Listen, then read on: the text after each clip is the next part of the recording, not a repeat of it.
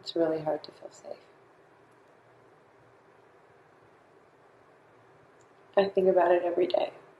I'm not okay because no matter how much work I do, how much work I've done, I'm still searching for some kind of peace. And I'm still trying to put all of this behind me. I don't know if I'll ever fully be able to do that. I don't remember what it feels like to not be scared. This video will contain information and footage of people speaking about mental, emotional, and physical abuse. And I'm not going to lie to you, some of the stuff in here is very, very upsetting. But these are the things that I've come across online during my research on this topic, and everything is going to be linked down below. So if you want to look in the information bar of this video, you will find further information of everything I showed to you, and you can make up your own mind on this whole situation. This is Evan Rachel Wood. She's an American actress, singer, model, creative, and mother. You might know her from the TV show Westworld, which is probably her biggest hit right now. It is slaying the world. She is absolutely fantastic on it. She's really, really famous for being in a movie called 13, which is a coming-of-age story that is so tragic but so well acted. She will blow you out of the water with her performance. And you might know her from the TV show True Blood, where she plays the bi icon, the Queen of Louisiana. Or you might know her from the topic of today's video, which is her relationship with the American shock rock singer Marilyn Manson. According to the information that I can find online, Evan and Marilyn Manson started dating somewhere between 2006 or 2007, and they went on to date up until 2010, where they had a bit of an on-off again relationship, and they were engaged throughout that period of time as well. And I think it's important to mention that when they initially started dating, Evan was 18 and Marilyn Manson was 36 years old. One day I saw her, she showed up with the heart-shaped glasses that are on the poster for Stanley Kubrick's Lolita, which strangely never appear in either version of Lolita. No. They're just on the poster. But they're so iconic, and it was meeting someone who had a sense of humor to know that, okay, people are going to make fun of the fact that, you know, it's a Lolita-esque friendship, relationship, whatever the case might be. The reason why I included this clip of Manson speaking about the beginning of his relationship with Evan is because I feel like there's a lot of nuance in what he's saying and a lot of relevance in what he's saying, in the fact that he refers to the novel/movie Lolita, and he also refers to this in his creative work, which I will get to in a moment. But I think it's interesting because Lolita is a story about a man who is widowed. He is in his 30s and he becomes obsessed with a 12-year-old girl. Evan went on to star in one of Marilyn Manson's videos named Heart-Shaped Glasses, which is based off the movie Lolita. And here you can see some imagery from the video where she's wearing the iconic glasses and depicting some scenes from the movie. And there's also scenes where Evan and Marilyn Manson are having sex. As I mentioned previously, Evan and Manson dated for quite a few years and were even engaged in 2010, but they broke up the following year. In this next video clip, Evan is asked about her relationship with Marilyn Manson, in particular what it is like to date an older man. I'd like you to pay particular attention to her body language in this video. It just feels like there's something more to this. In an interview for Whatever Works, we asked her about what dating an older man, aka Manson, works. I don't think it works. I think it's a bad idea.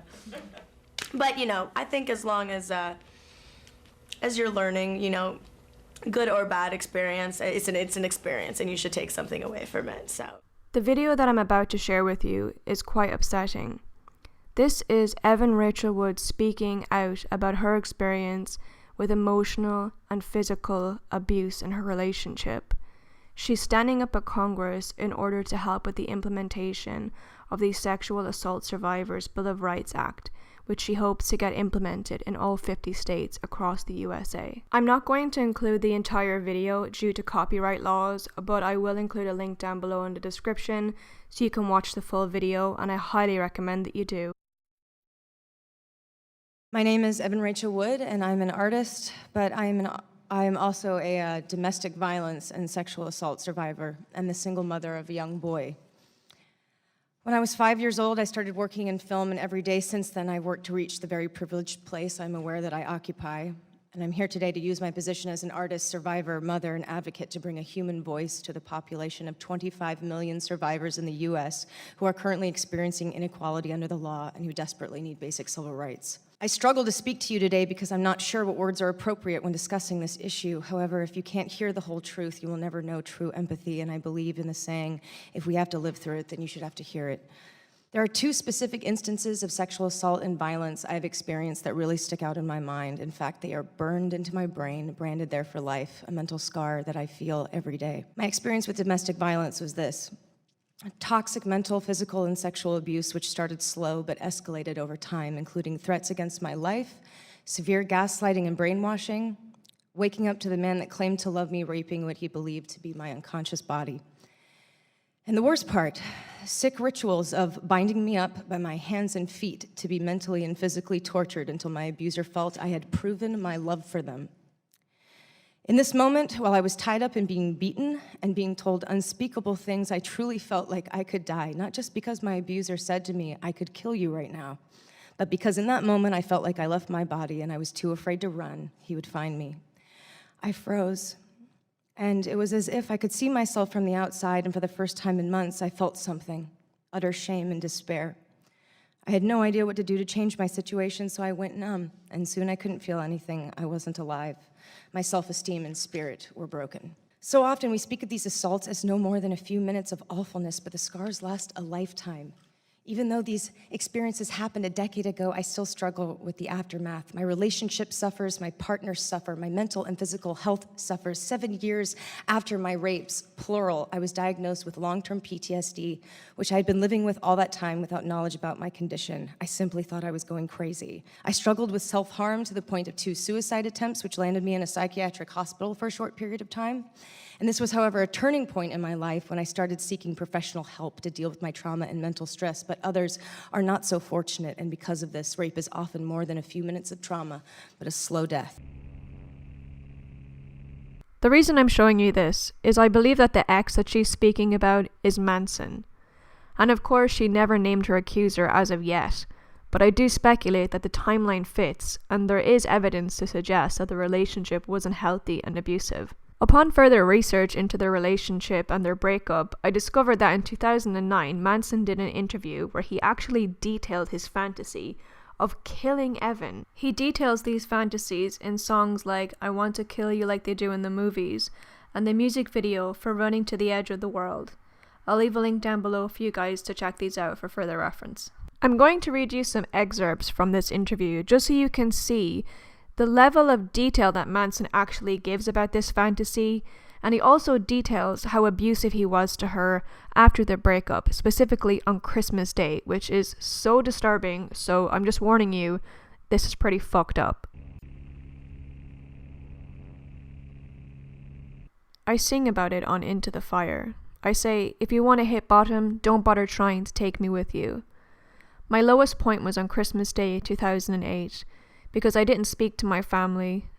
My walls were covered in scrawlings of the lyrics and the cocaine bags nailed to the wall.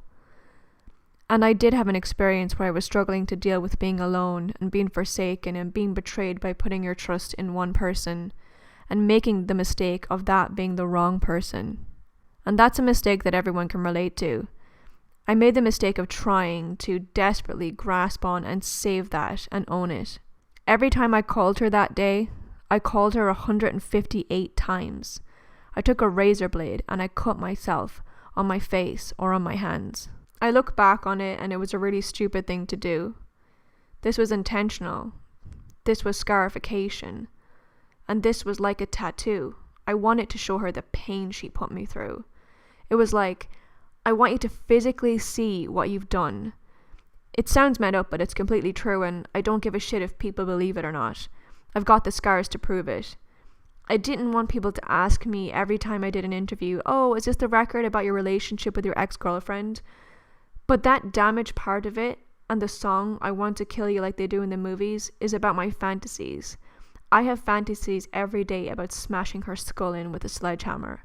I'm not going to show any footage from the music video out of respect for Evan, and also because it's just very disturbing, and I don't really think it would be good to show that kind of stuff on my channel for a myriad of reasons, mainly, like I said, out of respect for Evan.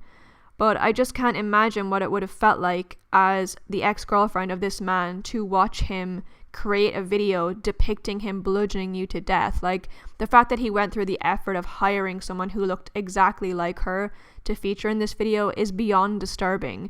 And I think it just really, really shows the level of manipulation and fear that he instilled in her. I mean, my God, could you imagine that happening to you? It's so out of this world wrong. I can't even. Furthermore, I came across some information where Marilyn Manson did an interview in Cannes where he was asked a question about his relationship with the actress Evan Rachel Wood, and he simply said, mistake. And earlier, he warned the audience about trusting people with 3 names. So I think it just shows that even after all these years, he still holds a lot of animosity towards her. I would like to read you the definition of psychological and emotional abuse.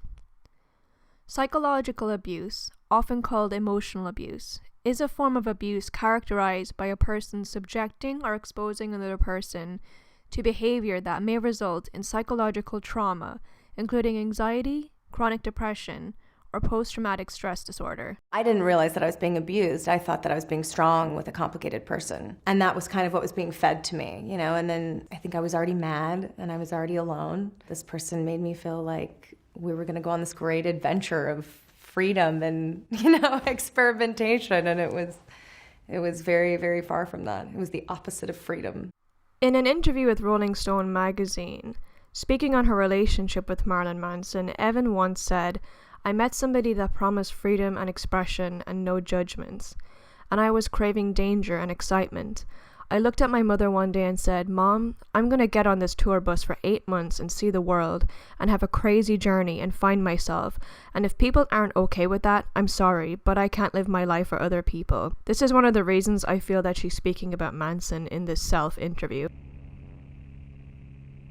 Speaking out about abusive relationships, Evan has become increasingly candid about her experiences and how she felt at the time, often sharing some of the stories on her social media accounts. 2 years into my abusive relationship, I resorted to self-harm. When my abuser would threaten or attack me, I cut my wrists as a way to disarm him. It only made the abuse stop temporarily. At that point, I was desperate to stop the abuse, and I was too terrified to leave. Hashtag, I am not okay. The day of this photo shoot, I was so weakened by an abusive relationship. I was emaciated, severely depressed, and could barely stand. I fell into a pool of tears and was sent home for the day. Hashtag, I am not okay. I sort of gave up autonomy over my body and my image and my wants and just tailored them to whoever I was with, because that's what I was sort of trained to do. And so you start to go, okay, but what about me? Like, what about who I am and what about what I want? And I think because I did well in my career, no one wanted to hear about my problems. And so I kept them all in. That then sort of segued into much more dangerous self-destructive behavior later on in life. Looking back on my relationship now, it was a textbook domestic violence relationship. When I read about domestic violence, it's like reading an autobiography. The message I want to get out now is I want to name them, but I can't. I think domestic violence is so normalized and was normalized to me that I couldn't see a crime being committed when it was being committed. Part of the conditioning when you're in that relationship is believing that it's your fault and that you've done something to deserve this. That just reinforces kind of everything you're already feeling. They present themselves as the savior, and then something happens, and it's shocking, and you feel like, what happened? This person that I love, that's so nice, just did this, and it was so out of character. It must have been me. In a recent Huffington Post article, Evan speaks on why she has not named her abusers. She says, "I have not named my abusers, not because I don't plan on saying these people's names eventually, but because to start that process is an emotionally draining, financially draining, really everything draining thing to do and to go through, and I want to do it when I'm ready." I feel like it's important that I mention that everything shown in this video is a compilation of evidence that I have personally came across and researched. I read a million articles about their relationship, and I just feel like this was enough evidence for me to at least consider the fact that one of the abusers that Evan is speaking about is Manson. Obviously, I can't say this for a fact, but I want you to consider the evidence that I've shown you in this video. There are many links and articles and videos down below that you can check out for yourself in full. Obviously, I could only show clips from certain things in this video, but I just wanted to speak on this because I seen the actress Patricia Arquette tweet about the fact that no one has ever brought Manson up on any of this, especially things that he himself has admitted in interviews to saying and doing to Evan. So I just thought it was interesting, and I wanted to share this because I feel like it's important to call people out on their bullshit, even if you are a fan of them. And I am a fan of Manson and Evan. I've been a fan of theirs since I was very, very young.